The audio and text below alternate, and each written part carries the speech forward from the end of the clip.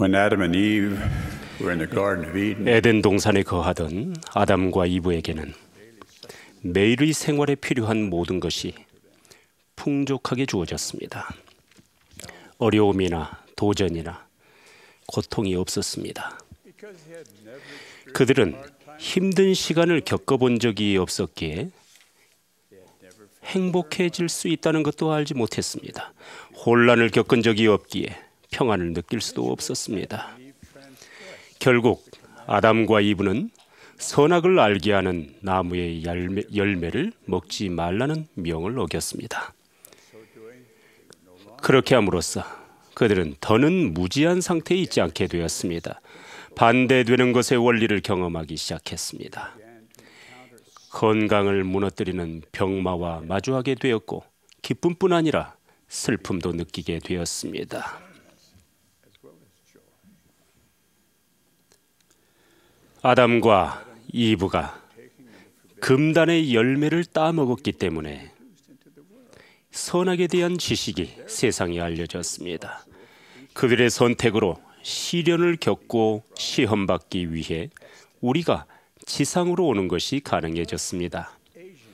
우리는 선택하고 그 선택에 따른 결과에 책임을 지는 능력인 선택 의지를 축복으로 받았습니다. 타락으로 인해서 우리는 삶에서 행복과 슬픔 모두를 맛보게 되었습니다.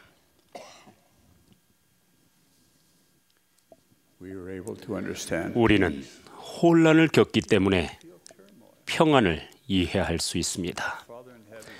하늘에 계신 우리 아버지께서는 우리에게 이런 일이 일어날 것을 아셨습니다. 이 모든 것은 그분의 완벽한 행복의 계획에 포함된 것이었습니다. 하나님은 완벽하게 순종하는 당신 아들의 생명을 통해 우리의 구주 예수 그리스도를 통해 길을 마련해 주셨습니다. 우리는 시련의 시기를 살고 있습니다. 세상의 모든 악의 근원을 나열하지는 않겠습니다. 필멸의 삶에서 의뢰 경험하게 되는 어려움과 심적 고통은 설명할 필요도 없습니다. 유혹이나 고통, 슬픔과 관련된 우리의 싸움을 우리 각자는 잘 알고 있습니다. 전세에서 우리는 우리가 이곳에 온 목적이 시험받고 시련을 겪고 발전하기 위한 것임을 배웠습니다. 사탄의 사악함에 직면할 것임을 알았습니다. 때로 우리는 필멸의 삶에 있는 긍정적인 부분보다 부정적인 부분을 더 많이 느끼는 것인지도 모르겠습니다. 리하이는 이렇게 가르쳤습니다. 모든 것에 반대되는 것이 있음이 꼭 필요함이라.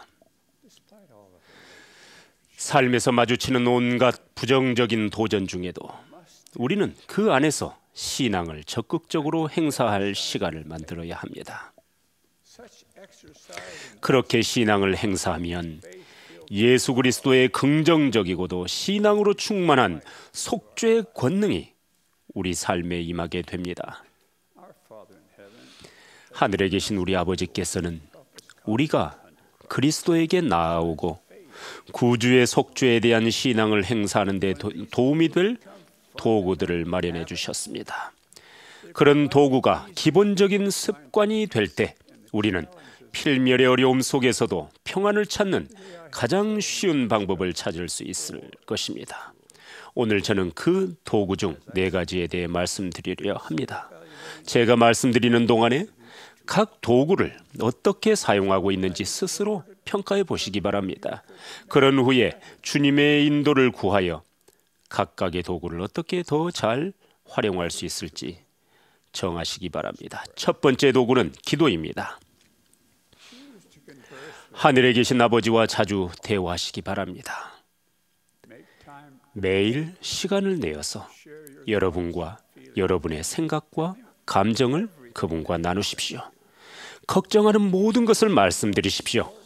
하나님은 여러분의 인생에서 가장 중요한 문제만이 아니라 아주 일상적인 것들에도 관심이 있으십니다. 여러분의 모든 감정과 경험을 하나님과 나누십시오. 하나님 아버지께서는 여러분의 선택 의지를 존중하시기에 절대로 기도를 강요하지는 않으실 것입니다. 하지만 여러분이 그 선택 의지를 행사하여서 일상생활의 면면을 그분과 나눈다면 여러분의 마음은 삶을 생동하게 만드는 평안으로 채워지기 시작할 것입니다. 그러한 평안은 고난 중에도 영원한 빛의 중심을 둘 것이며 이 어려움을 영원한 관점에서 헤쳐나가도록 도와줄 것입니다. 부모 여러분, 아침 저녁으로 가족 기도를 하여서 여러분의 자녀들을 무장시키시기 바랍니다. 여러분의 자녀는 매일 공격을 퍼붓는 욕망과 탐욕과 교만, 기타 다수의 죄악에 노출되어 있습니다. 가족 기도에서 오는 강력한 축복으로 자녀들을 강화하여서 세상의 부정적인 영향으로부터 보호하시기 바랍니다. 가족 기도를 일상생활에서 우선시하는 일에는 타협의 여지가 없어야 하겠습니다. 두 번째 도구입니다. 그 두 번째 도구는 경전과 살아있는 선지자들의 말씀으로 하나님의 말씀을 공부하는 것입니다. 우리는 기도로 하나님께 말씀드리지만 그분은 대부분 기록으로 우리에게 이야기하십니다. 하늘로부터 오는 목소리를 어떻게 듣고 느끼는지 알려면 그분의 말씀을 읽고 경전을 공부하며 상고해야 하겠습니다. 이 일은 일상생활에서 필수적인 부분이 되어야 합니다. 자녀가 영의 속삭임을 감지하고 이해하며 그에 따라 행하기를 바란다면 함께 경전을 공부해야만 합니다. 경전을 공부할 시간이 없다며 미혹하는 사탄의 말에 굴복하지 마십시오. 경전 공부에 시간을 할애하겠다고 결정하십시오. 매일 하나님의 말씀을 흡족히 취하는 것이 잠이나 공부나 일, 텔레비전 예능 프로그램, 비디오 게임, 소셜 미디어보다 더 중요합니다.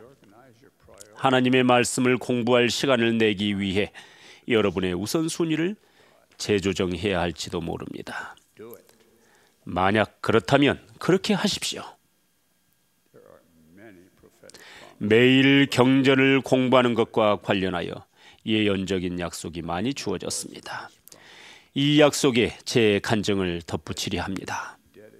매일 시간을 들여서 개인적으로 또 가족과 함께 하나님의 말씀을 공부한다면 여러분의 삶에 평화가 깃들 것입니다. 그 평화는 외부 세계에서 오는 것이 아니라 여러분의 가정이나 가족과 여러분의 내면으로부터 올 것입니다. 그것은 바로 영의 은사가 될 것입니다.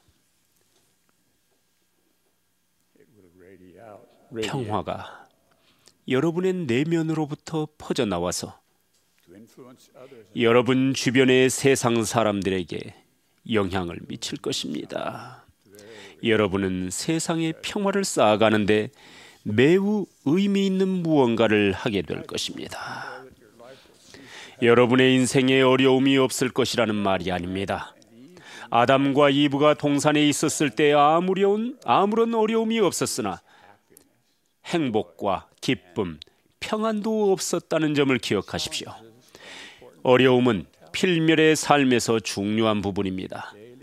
매일 꾸준히 경전 공부를 함으로써 여러분은 주변의 혼란 속에서도 평안을 찾고 유혹에 대항할 힘을 얻을 것입니다. 하나님의 은혜에 대한 강한 신앙을 키우게 될 것이며 예수 그리스도의 속죄를 통해 하나님의 시간표에 따라 모든 것이 제대로 될 것임을 알게 될 것입니다. 가정을 강화하고 평화를 쌓고자 노력할 때 이 세 번째 도구, 즉 매주 하는 가정의 밤을 기억하시기 바랍니다. 가정의 밤을 바쁜 일상에 추가되는 활동 정도로 여기지 마십시오. 월요일 밤에는 가족이 함께 집에 있겠다고 결정하십시오. 업무나 운동 경기, 과외 활동, 숙제, 그 외 어떤 것도 가족과 함께 집에서 보내는 시간보다 더 중요하게 되지 않도록 하시기 바랍니다.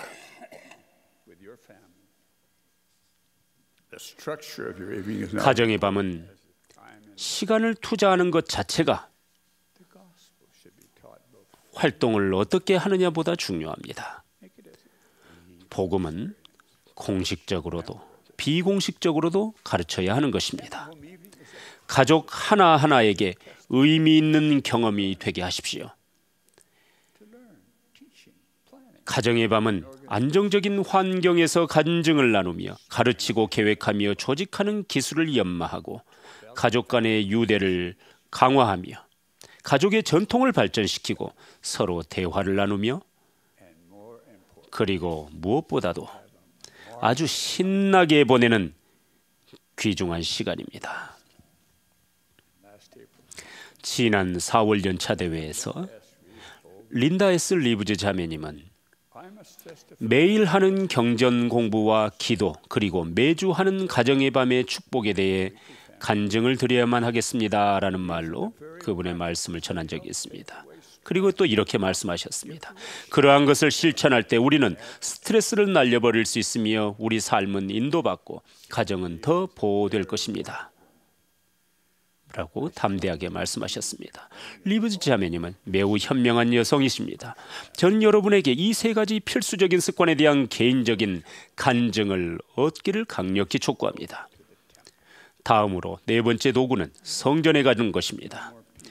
우리는 모두 이 지상에서 하나님의 성전보다 더 평화로운 장소는 없다는 것을 압니다. 성전 추천서가 없다면 받기 위한 자격을 갖추십시오. 성전 추천서가 있으시다면 자주 사용하시기 바랍니다. 정기적으로 성전에 갈 시간을 계획하십시오. 그 누구도 그 어떤 것도 여러분이 성전에 가는 것을 막지 못하게 하시기 바랍니다. 성전에서 의식에 참여하는 동안 그 말에 귀를 기울이고 깊이 생각하며 그에 대해 기도하고 그 의미를 이해하기 위해 노력하십시오. 성전은 예수 그리스도의 속죄의 권능을 이해할 수 있는 최적의 장소 가운데 한 곳입니다. 성전에서 그분을 찾으십시오. 가족의 이름을 성전에 제출할 때 더 많은 축복이 온다는 것을 기억하시기 바랍니다. 이상의 이 네 가지 도구는 예수 그리스도의 속죄의 권능을 여러분의 생활에 확실하게 불러오는 기본적인 습관들입니다. 우리의 구주께서 평화의 왕자이심을 기억하십시오. 이 필멸의 삶에서 느끼는 평화는 그분의 속죄의 희생에서 나오는 것입니다.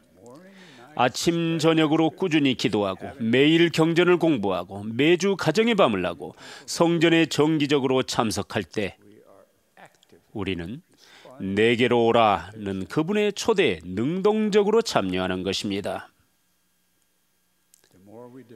이러한 습관들을 키울수록 사탄은 더 심하게 우리를 해치려 하겠지만 오히려 그렇게 할 수 있는 그의 능력은 감소될 것입니다. 이 도구들을 활용할 때 우리는 주님의 속죄 희생에 충만한 은사를 받아들이는 쪽으로 선택 의지를 행사하는 것입니다. 이런 것을 실천한다고 해서 인생의 고난이 모두 사라질 것이라고 말씀드리는 것이 아닙니다. 우리는 시련과 시험을 겪으며 성장하기 위해 필멸의 삶으로 왔습니다. 어려움은 우리를 좀 더 하늘에 계신 아버지와 같이 되게 해주며 예수 그리스도의 속죄는 그 어려움을 견딜 수 있게 해줍니다. 우리가 능동적으로 주님께 나아갈 때 모든 유혹과 심적 고통, 우리에게 다가오는 모든 어려움을 견딜 수 있다는 것을 예수 그리스도의 이름으로 간증드립니다. 아멘.